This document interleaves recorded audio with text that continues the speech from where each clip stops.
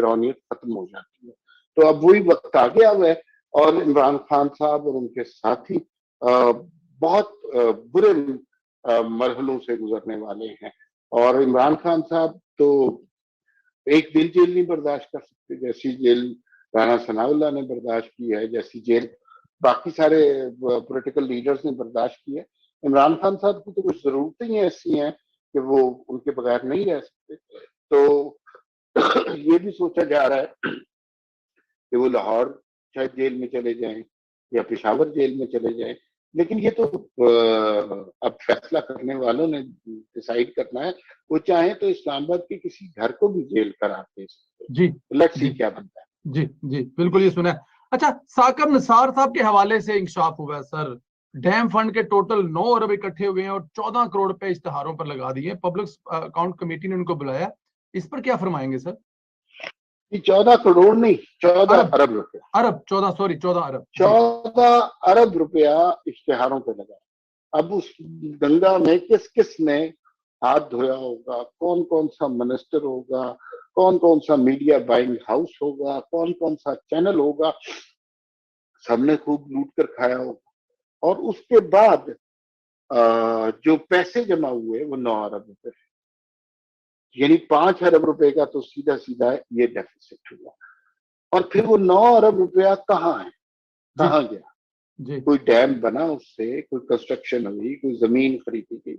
ये उस वक्त भी इंतहाई अहमकाना बात थी। चंदों से डैम नहीं बनते, ये खरबों रुपए का मामला होता है। तो कौम को बेवकूफ बनाया गया। अभी तक कुछ बैंकों के बाहर लगा हुआ है कि डैम फंड में अपने पैसे जमा कराएं। तो साकिब निसार साहब ने कौम को ठीक ठाक चूना लगाया।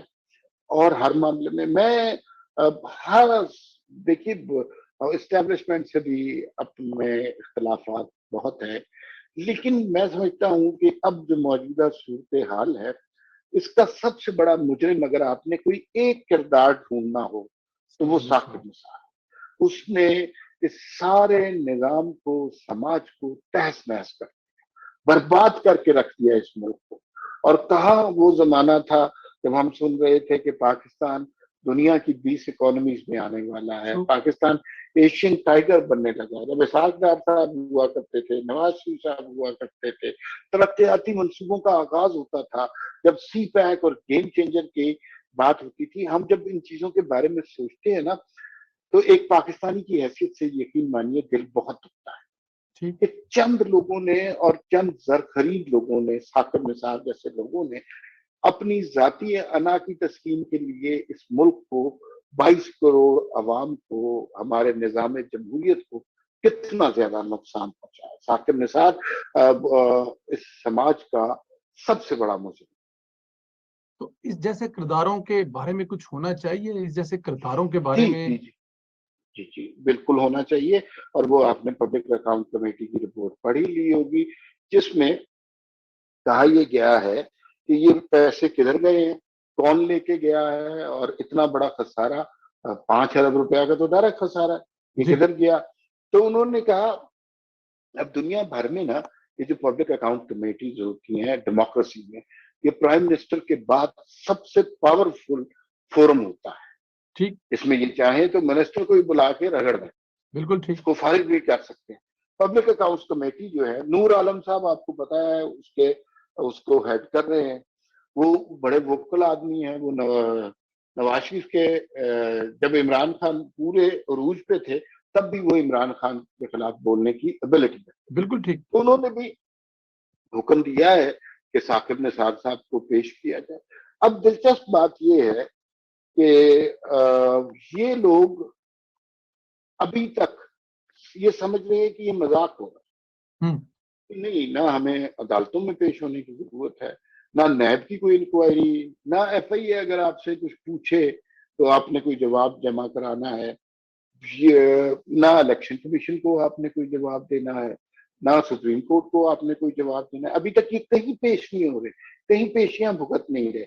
और दूसरी जानिब वो नवाज शरीफ और मरीम नवाज को और पूरी पीएमएलएन की क्यादत को हमने सैकड़ों पेशियां भुगतते देखा। मैं आपको बताऊं, नवाज शरीफ साहब जब पहली दफा पानामा केस के हवाले से नैब में पेश हुई, मीडिया पे बड़ी खबरें चली। वो बड़ी इंटरेस्टिंग मुलाकात थी। नवाज शरीफ साहब ने जो गुफ्तगू की थी, वो उन्होंने ये थोड़ी कहा था कि वो जो मीडिया पे चल रहा था रसीदें ले लो और ये सब कुछ। वो उन अफसरान से मिले और नैब के जावेद इकबाल के अंडर जो अफसरान थे वो बड़े बदतमीज किस्म के लोग थे। प्राइम मिनिस्टर से 3 दफा के प्राइम मिनिस्टर से बात कर रहे थे। नवाज शरीफ ने केस पे ज्यादा बात ही नहीं की, बहुत तहम्मुल से उनसे बात की और उन्हें बुनियादी चीजें समझाई थी कि इस मुल्क का बुनियादी आइन जो है वो जमहूरी है। हमारे यहाँ सियासतदानों को तजलील के लिए मुकदमात खड़े करना पुरानी रवैया, और अगर हम आज वोट को इज्जत देंगे, पार्लियामान की बालादस्ती, ये उन अफसरान को जो ट्रायल करने बैठे हुए हैं, जिनके पीछे उनको पता नहीं कौन कौन, उनको डेमोक्रेसी का, कॉन्स्टिट्यूशन की सुप्रीमेसी का और लॉ का नवाज शरीफ ने सबक दिया था। नहीं समझ आया, लेकिन मेरे ख्याल में उस मौके पर ये गुफ्तगू करना इंतहाई तारीखी बात थी और इसका बड़ा क्रेडिट नवाज शरीफ को मिलना चाहिए। बिल्कुल ठीक है सर। नवाज शरीफ का जिक्र किया, आखिरी 2 सवाल हैं। हुकूमत अभी तक मियां नवाज शरीफ की सजाओं को खत्म करने के लिए नहीं कुछ पा रही। हमारी 2 दफा बात हुई, जो साबिक अटॉर्नी जनरल है इरफान कादर साहब से, वो कहते हैं कि ये 2 दिन की गेम है, फटाफट सब कुछ हो सकता है, एक पार्लियामेंट में लेके आनी है सादी सी और हर चीज उड़ा के रख देनी है, इसके साथ कुछ और भी सजाएं उड़ जाएंगी, क्योंकि ये सजाएं कानून में है ही नहीं। हुकूमत क्यों नहीं कर पा रही सर? यार ये बहुत बड़ा अलमिया है और हमने हुकूमत को बहुत जो है इसको टाइम भी दिया, लेकिन मेरे ख्याल में अब वक्त आ गया है कि अब इनके ऊपर सवाल करने चाहिए। जी ये केस मतलब इनके लिए, ये सारे वो लोग हैं जो नवाज शरीफ और मरियम नवाज के तुफैलिए हैं। नवाज शरीफ और मरियम नवाज के बगैर ये इलेक्शन नहीं जीत सकते। अयाज सादिक का जुमला मैंने आपको सुनाया था शायद कभी, कि उन्होंने खुद कहा था कि मैं अपने हल्के में नवाज शरीफ के नाम के बगैर इलेक्शन लड़ूं, 200 वोट ना मिलेंगे। ट्रू।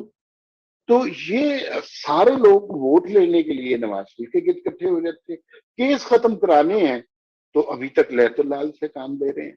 तो ये बड़ी बहुत बड़ी क्रिमिनल नेग्लिजेंस है लोगों के। अभी तक लोगों ने ये सवाल उठाए नहीं, लेकिन अब ये सवाल उठना शुरू हो जाएंगे कि कहीं वो तो नहीं हो रहा जो शहबाज शरीफ साहब एयरपोर्ट जा रहे थे और सारे लाहौर का झमघट्टा मिलाकर वो रास्ता ही भूल गए थे लाहौर एयरपोर्ट का। तो कहीं उस तरह की बात नहीं है, तो जिससे आपको थोड़ा सा खौफ भी आता है कि इस पार्टी में भी एक उस तरह की जंग चल रही है जिस तरह की पीटीआई के अंदर चल रही है।